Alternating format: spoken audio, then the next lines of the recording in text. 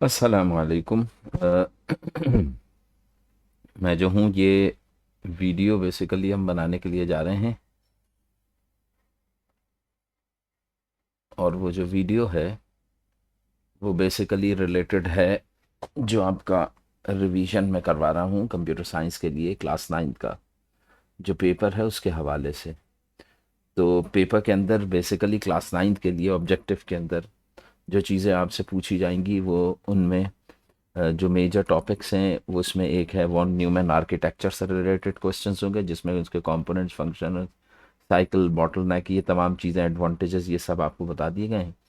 इसके अलावा input output devices क्या होती हैं, CPU, internal structure, computer component से related RAM ROM, cache registers, Java script में वेरिएबल के declaration, operators, data types, type casting. इसके अलावा ये नेम सेंसिटिविटी एंड कमेंट्स जो कि स्क्रिप्टिंग से रिलेटेड हो गए, और इसके अलावा एचटीएमएल टैग और यूआरएल, इससे रिलेटेड क्वेश्चन। तो अब एक एक करके क्वेश्चन हम डिस्कस करते चले जाते हैं और देखते चले जाते हैं। What is the central role of ALU and CPU with in control processing? CPU के अंदर एएलयू का क्या रोल होता है? तो क्या ये directing the flow of instruction and data, क्या उसको डायरेक्ट करता है? तो सीपीयू में अर्थमेटिकल लॉजिकल यूनिट जो होता है वो ऑपरेशन परफॉर्म कर पाता है। तो स्टोरिंग, तो ये वाला डायरेक्ट करने का काम तो कंट्रोल यूनिट का होता है। Storing frequently use data for quick access, quick access के लिए तो ये आपके पास प्राइमरी मेमोरी होती है। Executing all mathematical operation and comparison operation, तो इसका सी आंसर होगा। अब which key characteristic defines von Neumann architecture memory organization? जब मेमोरी को ऑर्गेनाइज किया जाता है तो कौन सी की कैरेक्टरिस्टिक इसको? तो use of separate buses for instruction and data. अब यहाँ पे देखने के लिए कह रहे हैं आर्किटेक्चर मेमोरी को जब ऑर्गेनाइज किया जाता है तो कैसे किया जाता है। तो मेमोरी के अंदर इंस्ट्रक्शन और डाटा को सेपरेट भेजा जाता है, तो ये तो होता है। Ability to process multiple instruction simultaneously, sharing of a single memory space for both program and instruction, program instruction and data, sharing single memory space for that. तो ये इसके अंदर ये आपको पता है, इसकी कैरेक्टरिस्टिक भी है ये। तो यही आंसर। इसके बाद क्या है? In the instruction cycle which state is specifically concern with the interpreting operating operational code for instruction? Which stage is specifically concerned with interpreting the operational code of an instruction? Operational code को interpret करता है। Interpretation का मतलब क्या हो गया? Conversion करना। तो बताइए, फेच तो वहां से उठाता है, एग्जीक्यूशन एग्जीक्यूट कर रहा होता है, राइट बैक रिजल्ट को फिर से लेकर, राइट बैक वैसे होता नहीं है। ये बेसिकली इसका आंसर जो होगा वो क्या होगा? टू डिकोड, डिकोड करने के अंदर इंटरप्रेटिंग होती है, यानी कि उस ऑपरेशन कोड को ट्रांसलेट जो होता है वो डिकोडिंग में किया जाता है। विच is the general term for high speed pathway that facilitate communication between CPU memory, यानी कि सीपीयू मेमोरी और डिफरेंट कंपोनेंट्स के दरमियान में जो पाथवे होता है वो बेसिकली बसेस कहलाती हैं। अब बसेस के अंदर क्या होगा? Facilitate communication between CPU memory and components. तो कंट्रोल यूनिट, अब ये विच of the general term high speed pathway that facilitate control unit? System बस रजिस्टर्स नहीं हो सकता। एड्रेस बस भी मुमकिन है, लेकिन एड्रेस बस सिर्फ और सिर्फ एक है। सिस्टम बस के अंदर तमाम बसेस आ जाती हैं, एड्रेस, डाटा और कंट्रोल बस, तीनों चीज़ें। तो सिस्टम इसका सही answer. What disadvantage comes associated with shared data instruction path in the one Neumann में? डिसएडवांटेज क्या होगा अगर दोनों को शेयर करा दिया? हार्वर्ड एक्सेस प्रॉब्लम, ये तो हमने पढ़ी ही नहीं है। Dual bus limitation, von Neumann bottleneck, तो ये हमने देखा था। वन न्यूमन बॉटल नेक जो होता है ये इसके अंदर मार्क होता है डिसएडवांटेज में। और बॉटल नेक के अंदर क्या होता है? पीछे से आने, जैसे एक बॉटल होती है और बॉटल नेक के अंदर कोई भी चीज़ ऐसे बॉटल होती है, यहाँ से अगर आप बाहर निकालें तो यहाँ पे चीज़ फंस जाती है ना। तो बिल्कुल इसी तरीके से कहा जाता है कि डाटा और इंस्ट्रक्शन जब बहुत ज़्यादा एक ही उसमें से निकलने लगती हैं तो उसको बाहर निकलने के बाद हमने डाटा और इंस्ट्रक्शन को सेपरेट करना पड़ता है। तो इस वजह से इसको हम कहते हैं कि बॉटल नेक प्रॉब्लम कहलाती है, कि एक साथ नहीं आ पाती। ठीक है, यानी कि आपने डाटा और इंस्ट्रक्शन को एक ही जगह से निकालना है और फिर उसको डिकोड करना होता है कि डाटा किधर है, इंस्ट्रक्शन क्या है। तो ये वॉन न्यूमन का जो ड्रॉबैक है वो बॉटल नेक है। Which component is responsible for generating the timing control signals needed to manage all parts of the computer system? Timing का और control signals needed to manage all the parts. तो वो कौन सा ये कंट्रोल सिग्नल्स या timings जो होती हैं, तमाम के तमाम कंट्रोल यूनिट जो होता है वो जनरेट करता है। Which component is considered as the ultimate authority for processing and executing all instruction in computer. यानी कि तमाम इंस्ट्रक्शन को प्रोसेस करना और उसको एग्जीक्यूट करना किसका काम होता है? तो वो आपके पास इनपुट आउटपुट यूनिट का नहीं होगा। सिस्टम बसेस डाटा को लेके जाने में रैम भी नहीं, तो ये सीपीयू जो होगा वो इस काम के लिए। विच of the following is purely output device? इसमें से कौन सी आउटपुट डिवाइस है? तो scanner, mouse, speaker and touch screen. Scanner भी इनपुट डिवाइस है, माउस जो है वो भी इनपुट डिवाइस है, स्पीकर्स जो होते हैं वो चूंकि सुनने के लिए इस्तेमाल होते हैं तो प्योरली आउटपुट डिवाइस होगी। Correct sequence of 3 primary phase of CPU instruction cycle. CPU instruction cycle के अंदर क्या होता है? एग्जीक्यूशन पहले नहीं होती, पहले होता है फेच। फेच के बाद डिकोड किया जाता है, फिर एग्जीक्यूट होता है। फेच का मतलब क्या होता है? रैम में से डाटा पहले उठाया जाता है, यानी कि फेच किया जाता है। फेच के बाद उसको ट्रांसलेट किया जाता है, ठीक है, ये हो गया डी कोड। और ट्रांसलेशन के बाद फिर उसको एग्जीक्यूट किया जाता है, ये आखिरी एग्जीक्यूशन फेज में। Which is the primary function of the address bus in computer? Address bus क्या करता है? Carrying the actual data? नहीं। Sending signal to coordinate operation? नहीं। स्पेसिफिंग एड्रेस बस, ये जो कोऑर्डिनेट ऑपरेशन जो होता है वो कंट्रोल बस कर रही होती है। Specifying memory location for the data transfer, data को ट्रांसफर करने के लिए कौन सी मेमोरी लोकेशन आपने करनी है, ये एड्रेस के अंदर जा रही होती है, तो ये ज्यादा सही है। Which term describes CPU general operation processing one instruction completely before starting the next one? CPU का जनरल ऑपरेशन जब परफॉर्म होता है, एक इंस्ट्रक्शन कंप्लीट हो जाने के बाद दूसरी इंस्ट्रक्शन स्टार्ट होगी, इसको हम कहेंगे करंट एडिंग सीक्वेंशियल एग्जीक्यूशन।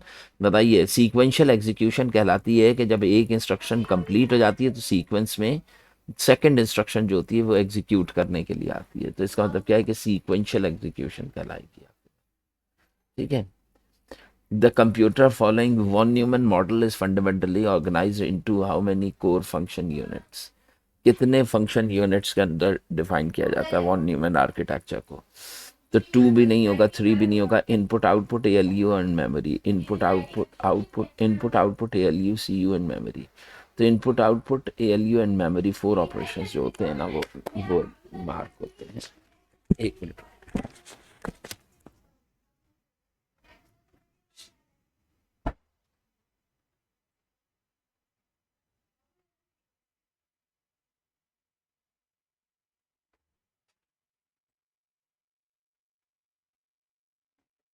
तो इसमें बेसिकली हम देखें तो यूनिट्स आपके पास 4 होते हैं, इनपुट आउटपुट एएलयू मेमोरी।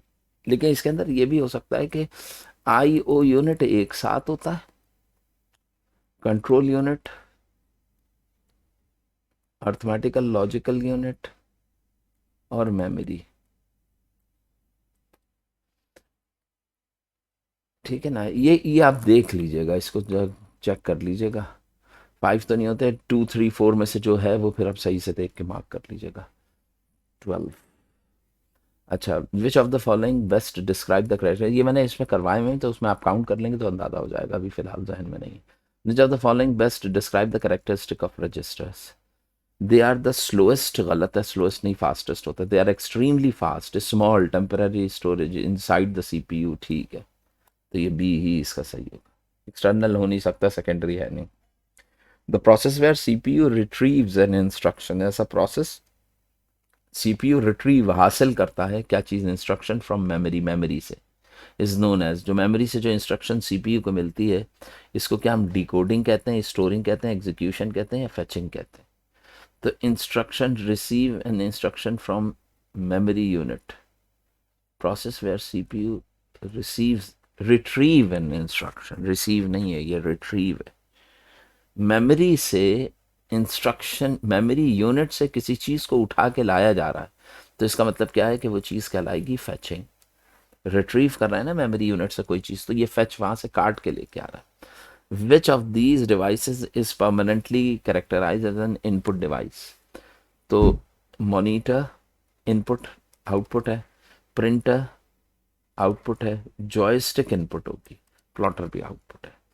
अगला देखें, which of the following is an advantage of von Neumann architecture unified memory space. जब होती है एक साथ मेमोरी स्पेस कर दी जाती है यानी कि इंस्ट्रक्शन और डाटा के लिए, उसका एडवांटेज क्या होता है? Increase processing speed by having separate data pathway.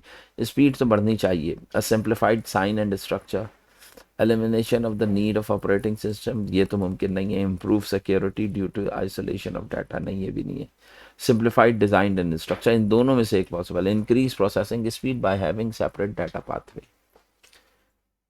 जब डाटा पाथवे सेपरेट कर जाते हैं। सिंप्लीफाइड डिजाइन, देखो डिजाइन तो सिंप्लीफाइड नहीं होगा क्योंकि बॉटलनेक फॉर्म होता है, तो इसका मतलब क्या है कि इसका यही होगा कि प्रोसेसिंग स्पीड किस बेस पे बढ़ती है कि आपके पास डाटा के लिए अलग पाथ रखा जाता है और इंस्ट्रक्शन के लिए, यानी कि डाटा जो जा रहा होता है उसके लिए अलग होता है, इंस्ट्रक्शन के लिए अलग पाथवे होगा और एड्रेसिंग के लिए अलग पाथवे रख दिया जाता है।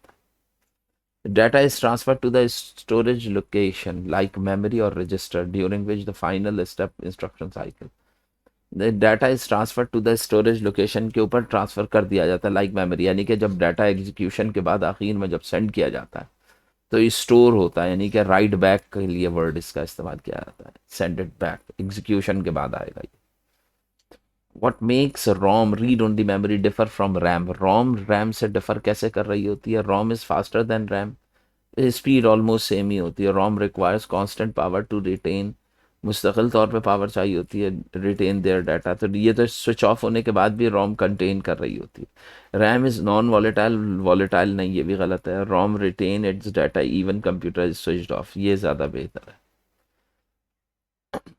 Which statement is about the cache memory is false. Level 1 cache is usually smallest and fastest, ये सही है।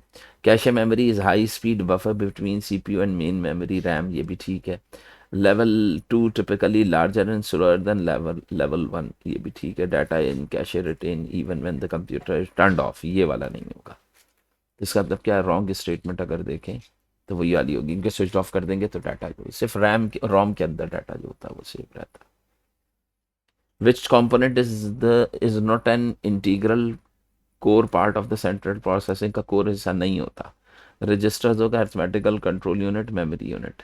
बताओ रजिस्टर्स, एएलयू, ये तीनों चीज़ें तो इसमें सीपीयू के अंदर मौजूद होती हैं। मेमोरी यूनिट जो होती है ये बाहर होती है, तो ये नहीं होती। अब इसके बाद आते हैं जावा स्क्रिप्ट के 20 से 40 question. In Java script which operation is use to calculate और remainder integer value. Operator is use to calculate remainder of an integer division.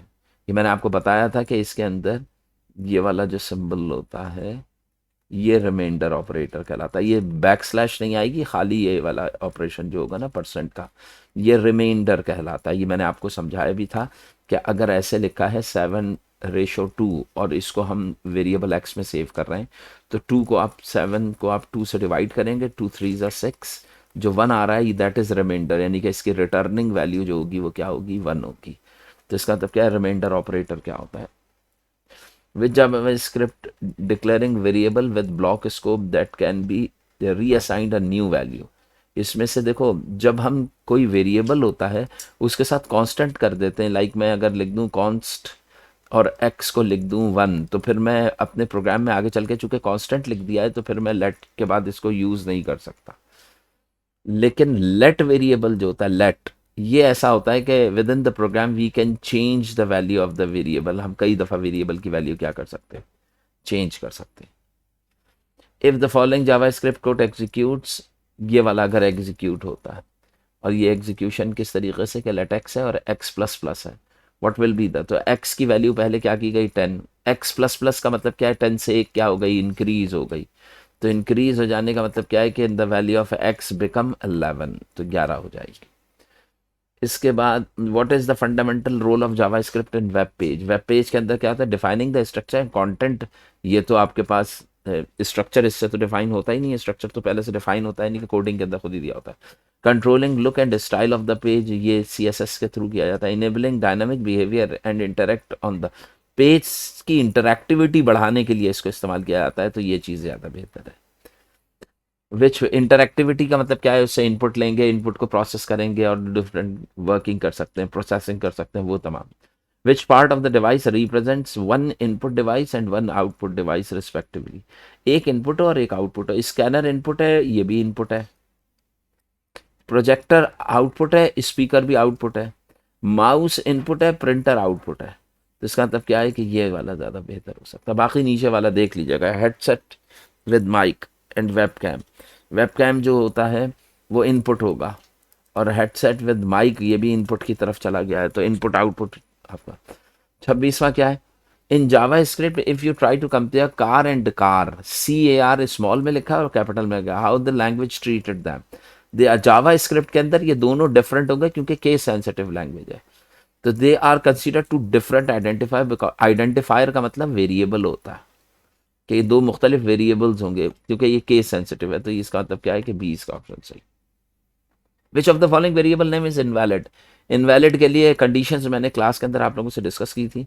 अब बताइए वैलिड और इनवैलिड के लिए क्या होता है, अंडर स्कोर दरमियान में इस्तेमाल हो सकता है। फर्स्ट नेम ये भी ठीक है, वेरिएबल ये गलत हो जाएगा, डॉलर साइन। अब इसकी जो कंडीशंस होती हैं उसको देखते हुए आप ना मार्क कर सकेंगे कि क्या है क्या नहीं है।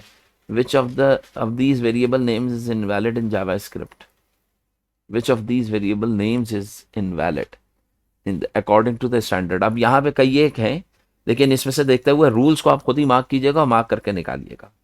How is the single line explanation. अगर एक लाइन एक्सप्लेनेशन का मतलब क्या हो गया, आपको ये कमेंट्स की बात कर रहा है कि यूजर अपने लिए अगर कोई सिंगल लाइन कमेंट देना चाहता है, तो मैंने आपको बताया था कि डबल जो होता है डी, डबल फॉरवर्ड स्लैश जो होता है वो उसको क्या कर देता है, खत्म कर देता है। What is the main characteristic of implicit type casting. Implicit और एक्सप्लिसिट दो होती है। इम्प्लिसिट ऑटोमेटिकली परफॉर्म होती है, हमें करनी ही नहीं पड़ती। तो करेक्शन इन जावा स्क्रिप्ट का मेन कैरेक्टरिस्टिक वजह क्या होती है कि जब कोई एक टाइप को हम किसी दूसरी टाइप में खुद से ट्रांसफ़र कर रहे हो लेकिन हमें ना करना पड़े।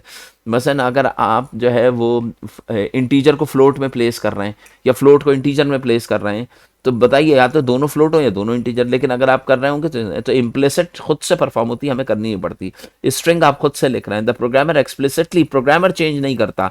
आपका जो प्रोग्रामर नहीं चेंज करेगा, प्रोग्राम के अंदर जो आपका जावा स्क्रिप्ट है वो खुद से परफॉर्म करेगा, ऑटो परफॉर्म होगी वो। Java script automatically convert the data type into given operation, तो ये सही होगा। अच्छा, which example demonstrate implicit type casting. तो अब यहाँ पे देखिए, यहाँ पे पार्स फ्लोट। अब ये जो फ्लोट है ये तुम खुद से लिख के कर रहे हो, तो इसका मतलब ये नहीं होगा। नंबर ये भी तुम खुद से कर रहे हो, एज को नंबर में ट्रांसलेट कर रहे हो। अब यहाँ पे देखो, ये स्ट्रिंग है और ये न्यूमेरिक है, और दोनों को ऐड कर रहे हैं, तो यहाँ पे परफॉर्म हो रही है। यहाँ पे देखिए, ना आपने नंबर लिखना पड़ा ना कुछ, ये खुद से ही प्रोग्राम इसको ऐड अप करके इसको स्ट्रिंग में कन्वर्ट कर देगा, यानी कि इसका आंसर 105 आ जाएगा। तो इसका मतलब क्या है कि इसका आंसर सी, ये आपके पास टाइप कास्टिंग आएगी। To declare the JavaScript integer literal big int, big int का मतलब है बिग इंटीजर। तो बिग इंटीजर के लिए आपको याद है कि जो भी अगर एक वेरिएबल एक्स लेट लिख रहा हूँ और यहाँ पे मैं लिख रहा 5421 और आखिरी में छोटा सा एन लिख दूँ, तो इसका मतलब क्या हो गया कि अब ये इंटीजर जो होता है वो लार्ज उसके ऊपर चला जाता है और ये बिग इंटीजर का चाहिए, तो आखिर में उसके लिए जो लेटर लिखा जाता है वो एन, सिर्फ इसमें बिग इंटीजर में होता है। इसका रिजल्ट बताना है, 4 3 12 13 14 15, तो इसका मतलब क्या है, 3 रिमाइंडर आएगा, तो इसका आंसर 3 होना चाहिए। Which JavaScript statement is used to display output directly into the current HTML document? अगर आपने document at the point where the script is located, Java script के अंदर डॉक्यूमेंट, तो ये डॉक्यूमेंट डॉट राइट जो होता है उसके थ्रू आप क्या करते हैं, HTML document at a point, किसी जगह के ऊपर अगर तो डॉक्यूमेंट डॉट राइट के थ्रू किया जाता है। विंडोज अलर्ट में अलर्ट होती है बाय एलिमेंट का मतलब क्या है, डॉक्यूमेंट के अंदर किसी एलिमेंट के अंदर अगर आपने किसी टैग के अंदर अगर आपने प्रिंट कराना हो तो डॉक्यूमेंट गेट एलिमेंट होता है। अच्छा, URL Google images which part of the address .com .org .edu represent, ये डोमेन नेम्स कहलाते हैं, ठीक है।